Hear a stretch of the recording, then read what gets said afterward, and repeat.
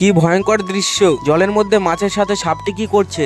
দাদুটি বা এতটা সাহস নিয়ে জলের মধ্যে নামলো কি করে? তো কেমন আছো বন্ধুরা? আজ ছিল প্রচন্ড গরম। আসলে ওয়েদারের কোনো ঠিক ঠিকানা নাই, কখনো প্রচন্ড গরম, কখনো অত্যাধিক বৃষ্টি। তাই এই প্রচন্ড গরমের মধ্যে চলে এসেছিলাম মাঠে সুন্দর আবহাওয়ার অনুভূতিটা নিতে। মাঠে এসে দেখি এই তিন দাদা ভাই সুন্দরভাবে নিজের কাজ করে যাচ্ছিল। তারপর দেখি অত্যাধিক বৃষ্টির কারণে প্রচন্ড পরিমাণে মাঠে জল জমে গেছে। আসলে কেউ বা কে বা মাছ ধরার জন্য মাঠে জাল দিয়েছিল, জালে সাপ বাঁধার কারণে জালটি পুকুরে ফেলে দিয়ে চলে গিয়েছিল। যাই হোক, তারপর দাদুটি জলে নেমে গিয়েছিল। জলে নেমে আমাকে বললো একটি লাঠি দিতে, আমিও একটি লাঠি নিয়ে দিয়ে দিলাম। তারপর দাদুটি জালটি উপরে টেনে তুলছিল, সঙ্গে সাহায্য করছিল এই দাদা ভাইটি। উপরে জালটি টানার পর কিছু কিছু মাছ দেখা যায় জ্যান্ত ছিল। সেই মাছগুলোকে জাল থেকে খুলে পুকুরে ছেড়ে দেওয়া হয়েছিল।